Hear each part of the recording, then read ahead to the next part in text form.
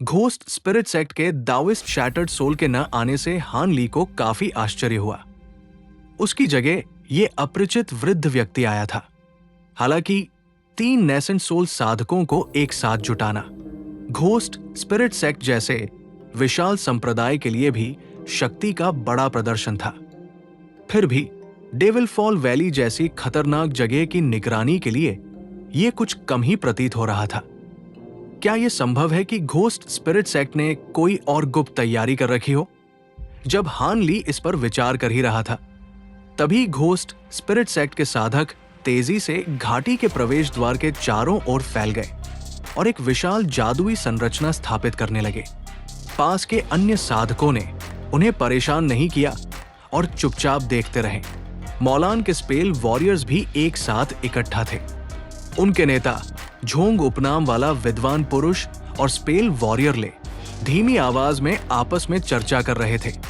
हान ली शांत आंखों और स्थिर भाव के साथ उस जादुई संरचना को देख रहा था। लेकिन कुछ ही क्षणों बाद उसका भाव बदल गया और वो हैरानी से आकाश की ओर देखने लगा। दूर से प्रकाश चमका और एक चकाचौंध कर देने वाली सफेद रेखा बिजली की तरह आकाश को चीरती हुई आई। रास्ते में आने वाले बादलों को बिखेरती चली गई।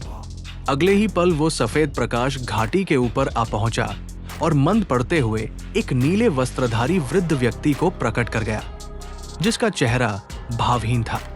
वेई वुया, वो भी आ गया। क्या 9 नेशंस यूनियन भी डेविल फॉल वैली के खजानों के पीछे है? चारों ओर हलचल मच गई।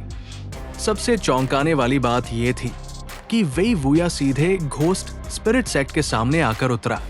अप्रिय चेहरे वाले मध्य आयु के घोस्ट स्पिरिट सेक्ट एल्डर ने मुस्कुराकर अभिवादन किया।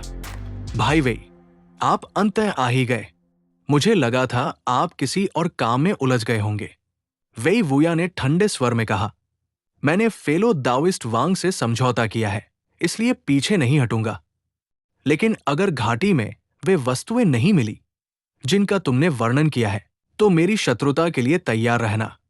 ये दृश्य देखकर आसपास के साधक स्तब्ध रह गए।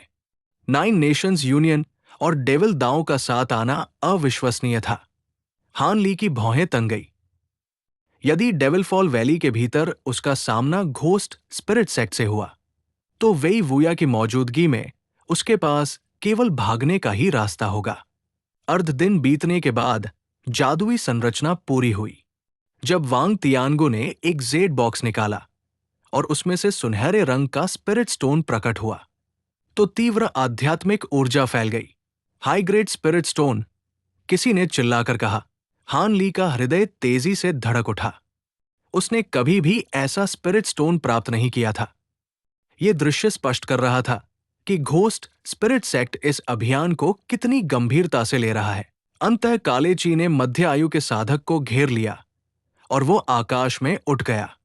उसने गंभीर स्वर में कहा, मैं घोस्ट स्पिरिट सेक्ट का मास्टर वांग तियानशेंग हूं। डेविल फॉल वैली में प्रवेश का मार्ग तैयार है। जिनके पास डेविल फॉल मेडालियन है, वे प्रवेश कर सकते हैं। ये एकतरफा ट्रांसपोर्टेशन है और इसमें जोखिम है। जो साहस नहीं रखते, वे पीछे हट जाए। उसकी आवाज घाटी में गूंज उठी और सभी साधकों के मन में भय व उत्तेजना एक साथ उमड़ पड़ी।